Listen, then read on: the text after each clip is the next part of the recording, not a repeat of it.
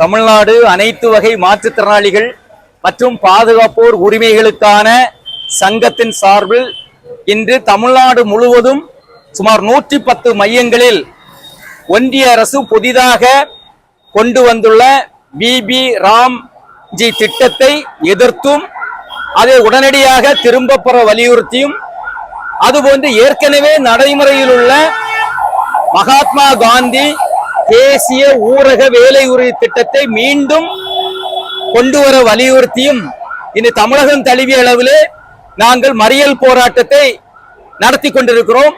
இந்த மறியல் போராட்டம் என்பது எங்களுடைய அகில இந்திய சங்கமான ஊனமுற்றோர் உரிமைகளுக்கான தேசிய மேடை NPRDயின் அறைகூவலுக்கு இணங்க நாடு முழுவதும் இன்று மாற்றுத்திறனாளிகள் சங்கங்கள் சார்பில் இந்த மறியல் போராட்டத்தை நடத்தி கொண்டிருக்கிறோம். அந்த அறைகூவலுக்கு இணங்க அகில இந்திய சங்கத்துடைய அறைகூவலுக்கு இணங்க தமிழ்நாட்டிலே இன்று தமிழ்நாடு முழுவதும் எல்லா மாவட்டங்களுமாக 110 மையங்களிலே இந்த மறியல் போராட்டத்தை நடத்தி கொண்டிருக்கிறோம். மறியல் போராட்டம் என்பது வெறும் மறியல் போராட்டம் அல்ல. எங்களுடைய ஒன்றிய அரசுக்கு எதிராக இந்த திட்டத்துக்கு எதிராக எங்களுடைய எதிர்ப்பை வலுவாக தெரிவிக்கக்கூடிய அளவில் கருப்பு பாட்ஜ் அணிந்து கருப்பு கொடி ஏந்தி அதே போன்று இந்த புதிய சட்டத்துடைய நகலை எரித்துதான் நாங்கள் இந்த மறியல் போராட்டம் பண்ணியிருக்கிறோம். தமிழ்நாடு முழுவதும் நடக்கக்கூடிய இந்த மறியல் போராட்டத்தின் ஒரு பகுதியாக சென்னையிலே நம்முடைய ஊரக வளர்ச்சித்துறை அலுவலகம் இருக்கக்கூடிய அந்த ஊரக வளர்ச்சித்துறை அலுவலகம் முன்பாக இந்த மறியல் போராட்டத்தை நாங்கள் நடத்தியுள்ளோம். இந்த மறியல் போராட்டத்தின் நோக்கம் என்பது ஏற்கனவே இந்த ஊரக வளர்ச்சி திட்டம் நடைமுறையில் இருந்த மகாத்மா காந்தி தேசிய ஊரக வளர்ச்சி திட்டம் வேலை உறுதி திட்டம் என்பது மாற்றுத்திறனாளிகளுக்கு ஓரளவு வேலை வாய்ப்பை அளித்துக் கொண்டிருந்தது. ஆனால் இந்த புதிய சட்டம் என்பது மாற்றுத்திறனாளிகளுக்கு முற்றிலுமான வேலை வாய்ப்பை மறுக்கக்கூடிய அளவிலே உள்ளது. உதாரணமாக சொன்னா மாற்றுத்திறனாளிகளுக்கு முன்னாடி நிறைய மாற்றுத்திறனாளிகள் பார்வை மாற்றுத்திறனாளிகள் இருக்காங்க, அதுபோன்று தொழுநோய் மாற்றுத்திறனாளிகள் இருக்காங்க, கடினமாக உழைத்து விரல் ரேகை எல்லாம் தேய்ந்த மாற்றுத்திறனாளிகள் இருக்காங்க. அப்ப இவங்களுக்கு எல்லாம் கருவழி எடுப்பதிலே அது கைரேகை எடுப்பதில் நிறைய பிரச்சனைகள் இருக்கிறது. அப்போ அவங்களுக்கு முன்னாடி உள்ள திட்டப்படி அதை கொஞ்சம் அட்ஜஸ்ட் பண்ணி வேற கொடுத்துட்டு இருந்தாங்க. ஆனா புதிய திட்டத்திலே அவங்க கராராக இந்த பயோமெட்ரிக் முறையை அமுல்படுத்துவதால அதை கடைபிடிப்பதனால இந்த மாதிரி மாற்றுத்திறனாளிகள் பார்வை மாற்றுத்திறனாளிகள் தொழுநோய் பாதித்த மாற்றுத்திறனாளிகள் அதுபோல கைரேகை பாதித்த கடும் ஊனமுற்ற மாற்றுத்திறனாளிகள் எல்லாம் இந்த திட்டத்திலே வேலை பெற வாய்ப்பு இல்லை. எனவேதான் நாங்கள் திட்டம் அதுபோல மட்டும் இல்லாம இன்னைக்கு இந்த பயோமெட்ரிக் முறையை அமல்படுத்தும் போது கிராமப்புறத்துல இன்னைக்கு நெட்வொர்க் கிடையாது. அதுபோல அந்த நெட்வொர்க் எல்லாம் போதிய அளவுல இல்லாதனால உள்ள என்ட்ரியாக கூட முடியாத நிலைமை இருக்கு. வேலை வாய்ப்பு திட்டத்துல உள்ள என்ட்ரியாகவே முடியாது. அப்ப எப்படிப்பட்ட சிரமங்களை எதிர்த்துதான் நாங்க இன்னைக்கு இந்த திட்டத்தை கைவிடணும், நீங்க ஏற்கனவே நடைமுறையில் இருக்கக்கூடிய பழைய திட்டத்தை அமல்படுத்தணும்னு கேட்டுதான் நாடு முழுவதும் மாற்றுத்திறனாளிகள் சங்கம் எங்களுடைய தேசிய ஊனமுற்றோர் உரிமைகளுக்கான தேசிய மேடையின் அறைகூவலுக்கு நாங்க இந்த போராட்டத்தை நடத்தி கொண்டிருக்கிறோம். தமிழ்நாட்டிலே எல்லா மாவட்டங்களில் இந்த போராட்டம் வெற்றிகரமாக நடந்து கொண்டிருக்கிறது. சென்னையிலும் அதன் ஒரு பகுதியாக இந்த திட்டம் நடைபெற்றுக் கொண்டிருக்கிறது. இப்போ ஒரு விஷயம் அதுபோல இப்ப நீங்க பாத்தீங்கன்னு சொன்னா சென்னையை பொறுத்தவரையில மாநகராட்சி பொறுத்த இந்த திட்டம் எங்கதான் அமுல்ல இருக்குன்னா கிராம ஊராட்சிகள்ல தான் அமுல்ல இருக்கு. பேரூராட்சிகள்ல நகராட்சிகள்ல மாநகராட்சிகள்ல இந்த திட்டம் அமல் கிடையாது. அப்போ இங்கேயும் இன்னைக்கு வறுமை பாதித்த மாற்றுத்திறனாளிகள் நிறைய இருக்காங்க. அப்ப அவங்களுக்கு இந்த நகராட்சி பகுதிகளில் இது வேலை வாய்ப்பு கிடைப்பதில்லை. நகராட்சியில் உள்ள மாற்றுத்திறனாளிகளுக்கு வேலை வழங்கப்படுவதில்லை.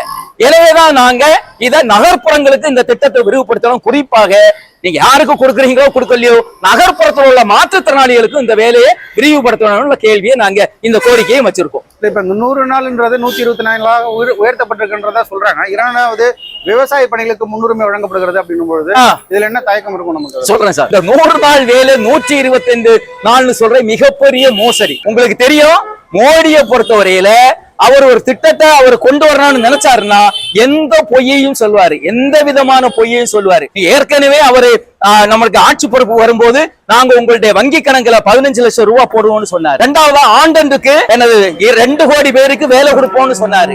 மூணாவதாக எல்லாருக்கும் சமையல் எரிவாயு சிலிண்டருக்கு மானியம் கொடுப்போம்னு சொன்னாரு. இதுல ஒண்ணு சமையல் வாயு எரிவாயு அந்த சிலிண்டருக்கு மட்டும் கொஞ்சம் மாதங்கள் கொடுத்தாங்க, அதுவும் அவ்வளவு காலி பண்ணிட்டாரு. எனவே இந்த திட்டத்தை எப்படியாவது அறிமுகப்படுத்தணும் அடிப்படையில் தான் அவர் 125 நாள் வேலைன்னு சொல்றாரு தவிர 125 நாள் கண்டிப்பா கொடுக்க போறல. காரணம் என்னன்னா கடந்த 2004 2005 காலகட்டத்துல நீங்க எவ்வளவு நாள் வேலை கொடுத்திருக்காங்கன்னு பார்த்தா அதிகபட்சமாக கேரளாவில 57 நாள் வேலை கொடுத்திருக்காங்க. இரண்டாவதாக பாத்தீங்கன்னா தெலுங்கானால 50 நாள் வேலை கொடுத்திருக்காங்க. நம்ம தமிழ்நாட்டுல 48 நாள் வேலை கொடுத்திருக்காங்க. அதுக்கு கீழே பல மாநிலங்களை மீதி எல்லா மாநிலங்களும் அதுக்கு குறைவா தான் கொடுத்திருக்காங்க. உதாரணமா மகாராஷ்டிராவில 14 நாள் தான் மகாராஷ்டிராவில வேலையை கொடுத்திருக்காங்க. அப்ப எப்படி நீங்க இவ்வளவு குறைவான வேலை கொடுத்து 14 நாள் முதற்கொண்டு 50 நாள் வரை தான் வேலை கொடுத்திருக்கீங்கன்னா அப்ப எப்படி நீங்க 125 நாள் வேலை கொடுக்க? நிச்சயமா கொடுக்க முடியாது. ரெண்டாவது அவங்க காரணம் சொல்றது நீங்க கேட்ட போல இந்த இதனால மற்ற விவசாயிகள் வேலைகள் எல்லாம் முடங்கி போச்சுன்னு. அப்படி எல்லாம் கிடையாது. அது வந்து திட்டமிட்டு பரப்பக்கூடிய ஒரு வதந்தி. நிறைய விவசாயிகளே இந்த குற்றச்சாட்டை முன்வைக்கிறாங்க. விவசாய பணிகளுக்கு போக விடாம தடுக்கப்படுகிறார்கள். இதுல வந்து கலைக்கொல்லியோட விற்பனை அதிகமாக்குவதற்காக இந்த மாதிரி பண்றாங்கன்ற ஒரு குற்றச்சாட்டு. சரி, குற்றச்சாட்டு அப்படி இருந்தா கூட நாங்க என்ன சொல்றோம்னா அந்த காலத்துல நீங்க 1 மாசமோ 2 மாசமோ பயன்படுத்திக்கிடுங்க. நீங்க விதைக்கக்கூடிய காலத்துல அதுல எல்லாம் முடக்கி வைக்க வேண்டிய தேவையில்லை திட்டத்தை. அந்த விவசாய வேலைக்கு போக முடியாத இந்த அந்த மற்ற ஆட்கள் இதுல வேலை பார்க்கட்டும். விவசாய வேலைகளுக்கு போறவங்க விவசாய வேலைக்கு போகட்டும். அதே போல அது அறுவடை காலங்கள் அப்படிதான். அறுவடை காலங்களுக்கு போகவங்க நீ இதை விட கூலி குறைவா கொடுத்தா அதுக்கு போற கூலி அதிகமா கொடுத்தா அந்த திட்டத்துக்கு அவங்க போறாங்க. நீ விவசாயிகளே நீங்க குறைந்தபட்சமாக கூலி கொடுக்கும் போது நீங்க என்னன்னு சொன்னா அவங்க வந்து மற்ற வெளியே உள்ள விவசாயிகள் இவங்களுக்கு குறைந்த கூலி கொடுக்கும் போது போக மாட்டாங்க. இது ஒரு நியாயமான கூலி கிடைக்குதுன்னு இங்க வருவாங்க. எனவே அதிகமான கூலி கொடுக்கட்டும், அவங்களை பயன்படுத்தட்டும், அவ்வளவு தப்பு இல்லை. அதனால முழுவதும் அந்த காலகட்டத்துக்கு முடக்கி வைப்பது சரியல்ல என்பதுதான் வேலை திட்டத்துல வந்து நிறைய ஊழல்கள் முறைகேடுகள் கண்டறியப்பட்டிருப்பதனாலதான் கடுமைப்படுத்தப்பட்டிருக்கிறது. அதுல நீங்க கரார்படுத்திட்டு அதுல எங்கெல்லாம் ஆட்சேபனை இல்லை. ரெண்டாவது ஒண்ணு புரிஞ்சுக்கணும், ஊழல்னு சொல்றது இத வந்து ஏத்துக்க முடியாது. என்ன சொன்னா தவறு நடக்குது, வேற யாராவது மாற்றா வேலை பாக்குறாங்க, சம்பளம் வாங்காங்க, இந்த வேலை செய்யாம பணியே நடக்க அதுல கடமையான நடவடிக்கை எடுங்க. ஆனா மாற்றுத்திறனாளிகள் இந்த உரிமையை மறுக்க கூடாது. காரணம் என்னன்னா இது வந்து 2004 கிராமப்புற வறுமையை ஒழிப்பதற்காக கொண்டு வரப்பட ஒரு திட்டம். கிராமப்புற வறுமைன்னு சொல்லும்போது 2000 கிபி 2000 அந்த காலகட்டத்துல இந்தியாவுல ஏராளமானவர் பட்டினியில கொத்தா செத்தாங்க. உணவு இல்லாம பசி பட்டினியில் செத்தாங்க. குறிப்பா வட இந்தியாவுல அதிகமா இருந்து. நம்ம தென் மாநிலங்கள்ல ரேஷன் முறை நல்லா இருந்ததால இங்க பட்டினி சாவு இல்ல. வட மாநிலங்கள்ல அதிகமான பட்டினி சாவு இருந்தது. நிறைய பேர் கொத்தா பசி பட்டினியில செத்து மறிஞ்சாங்க. இத பார்த்த குறிப்பாக இடதுசாரிகள் கம்யூனிஸ்ட் கட்சிகள் தான் மன்மோகன் சிங் அந்த ஆட்சி அமைக்க முற்பட்ட போது நீங்களும் சேர்ந்து கூட்டு மந்திரி அமைப்புன்னு சொன்ன நேரத்துல எங்களுக்கு மந்திரி பதவி எதுவும் தேவையில்லை, மாறாக ஒரு குறைந்தபட்ச செயல் திட்டத்தை நீங்க உருவாக்கணும்னு சொல்லி அந்த குறைந்தபட்ச செயல் திட்டத்துல பிரதானமாக இடதுசாரிகள் கம்யூனிஸ்டுகள் கொடுத்த இந்த முத்தான திட்டம் தான் இது இன்னைக்கு நாட்டுடைய மிகப்பெரிய வறுமை ஒழிப்பு திட்டம். சுதந்திர இந்தியாவிலே ஒரு மிகப்பெரிய வறுமை ஒழிப்பு திட்டம் என்பது இந்த மகாத்மா காந்தி தேசிய ஊரக வேலை உறுதி திட்டம் தான். அன்னைக்கு ஜோதிபாஸ் அவர்களுக்கு பிரதமராகக்கூடிய வாய்ப்பு வந்ததை மறுத்துட்டீங்களா? ஒருவேளை அவர் பிரதமராக இருந்தால் இன்னைக்கு நீங்க முன்வைக்கக்கூடிய கோரிக்கைகள் அத்தனையும் நிறைவேற்றுவதற்கான வாய்ப்பு இருக்கும்ல? அன்னைக்கு வந்த ஒரு பதவியை தட்டி கழிச்சுட்டு இன்னைக்கு வந்து நீங்க இப்படி போராடுறது எந்த வகையில் நியாயமா? இது நான் இடதுசாரிகள் இதுக்கு உதவுகிறாங்கன்னு சொல்றேன். பட் இதுல முடிவெடுக்க வேண்டியது கருத்து சொல்ல வேண்டிய கம்யூனிஸ்ட் கட்சிகள் தான். நாங்க மாற்றுத்திறனாளிகள் கட்சி இதுல மாற்றுத்திறனாளி சங்கம் இதுல கருத்து சொல்றோம். அந்த தலைவர்கள் கேட்டா அது சொல்லுவாங்க. அது என்னன்னு கருத்து. நாங்க மாற்றுத்திறனாளிகள் ஆனா அவங்க இதுக்கு உதவி இருக்கிறோம் சொல்றேன். அவங்களாலதான் இந்த திட்டம் வந்தது. இது ஒரு வரப்பிரசாதமான திட்டம். கிராமப்புற பட்டினி சாவை ஒழிப்பதற்கான திட்டம். அதே போல மாற்றுத்திறனாளிகள் அதுல அதிகம் பயன்பட்டு வந்தாங்க. நீங்க பாத்தீங்கன்னா தமிழ்நாட்டுல உங்களுக்கு 1 கோடி பேர் ஜாப் கார்டு வாங்கியிருக்காங்க. 1 கோடி பேர் இந்த வேலைக்காக. அதுல 20 லட்சம் பேர் மாற்றுத்திறனாளிகள் ஜாப் கார்டு வாங்கியிருக்காங்க. அப்ப தமிழ்நாட்டுல அதிக மாற்றுத்திறனாளிகள் இந்த வேலை திட்டத்துல இருக்காங்க. எனவேதான் நாங்க தமிழ்நாட்டுல இதை கடுமையா எதுக்குறோம். இந்த திட்டம் பழைய திட்டத்தை நீங்க ஒழித்தீங்கன்னு சொன்னா நிச்சயமாக இந்த புதிய திட்டத்துல அவங்க நிறைய வரைமுறைகள் வச்சிருக்காங்க, நிறைய விதிகள் வச்சிருக்காங்க, துணை விதிகள் வச்சிருக்காங்க. அவங்க ஒவ்வொன்றையும் ரொம்ப இதா பிடிக்கும் போது சாதாரண அந்த ஏழை மாற்றுத்திறனாளிகள் கேரளால வந்து கம்யூனிஸ்டுகள் வலுவாக இருக்கக்கூடிய அந்த மாநிலத்திலே கூட இந்த புதிய திட்டத்தை ஏற்றுக்கொண்டு இருக்கிறார்கள். அப்ப இங்க மட்டும் முரண்படுது கம்யூனிஸ்டுகள் எப்படி அதை நம்ம எப்படி இல்ல அது அந்த இல்ல இப்ப அங்க காங்கிரஸ் அரசு இருக்கு.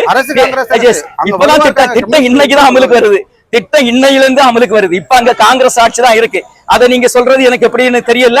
அது கம்யூனிஸ்ட் கட்சி தான் கேட்கணும். ஏற்கனவே கம்யூனிஸ்ட் கட்சி சம்பந்தப்பட்ட கேள்விகளை கம்யூனிஸ்ட் கட்சியை கேட்கணும். நாங்க மாற்றுத்திறனாளி அமைப்புல இருந்துதான் நாங்க செயல்படுறோம் என்பதுதான் இது. மாற்றுத்திறனாளிகள் உரிமை சட்டம் 2016 இது மீறுதுன்றீங்களா? எந்த வகையில மீறுது? இந்த திட்டத்தை ஏன் எதுக்குறோம்னு சொன்னா நீங்க இந்த திட்டத்துக்கான நிதி ஒதுக்கீடு முதல்ல நீங்க பாத்தீங்கன்னா மன்மோகன் சிங் ஆட்சி காலத்துல எல்லாருமே 80 நாள் 90 நாள் அவங்க விரும்பி அப்படி 100 நாள் வரை வேலை செய்ய முடியும். ஆனா அதுக்கு பிறகு நம்முடைய இந்த பாரத மோடி வந்த பிறகு இந்த திட்டத்துக்கான நிதி ஒதுக்கீடை படிப்படியா ஒவ்வொரு ஆண்டும் குறைத்ததன் மூலமாக இன்னைக்கு வேலை மிக குறைவான நாட்கள் தான் இன்னைக்கு என்ன செய்து கிடைக்குது. அதுல இன்னும் வேலை கொடுக்கறதுல கிராம ஊராட்சிகள் முக்கிய பங்கு வைத்தன. ஆனா இன்னைக்கு பாத்தீங்கன்னா அவங்களுக்கு கூட என்ன இந்த திட்டத்துல புதிய திட்டத்துல அறிவுறுத்த இன்னைக்கு மேல இருக்கக்கூடிய இந்த சட்டப்படி மேல என்ன தீர்மானிக்கிறோம் அதுதான் அமல்படுத்த முடியும். நிதி ஒதுக்கீடை பொறுத்தவரை 60% இன்னைக்கு ஒன்றிய அரசு பண்ணணும், 40% நம்முடைய மாநிலங்கள் பண்ணணும் இருக்கு. இது ஒரு பெரிய நிதிச்சுவை. மாநிலங்கள் பொறுத்தவரை அதுவும் தமிழ்நாடு பிஜேபி ஆளாத தமிழ்நாடு போன்ற எதிர்க்கட்சிகள் ஆளக்கூடிய மாநிலங்களுக்கு ஏற்கனவே நிதி ஒதுக்கீடு ரொம்ப கம்மியா கொடுக்குறாங்க. தென் மாநிலங்கள் வந்த வெள்ளப்பெருக்கின் போது வந்து சுத்தி பாக்குறாங்க, ஹெலிகாப்டர்ல விளம்பரத்துக்கு வந்து பார்த்துட்டு போனாங்க ஒன்றிய அரசுல இருந்து. ஆனா நிதி என்ன செய்யல, ஒதுக்கல. அதே போல தமிழ்நாட்டுல கல்விக்கான நிதி மும்மொழி திட்டத்தை ஏற்கலன்னு சொல்லி நிதி என்ன செய்வாங்க, அந்த நிதி ஒதுக்கல, குறைவா தான் கொடுத்திருக்காங்க. பல்வேறு நிதிகள் எதிர்கட்சி மாநிலங்களுக்கு கொடுக்கல, ஒதுக்குறதுல.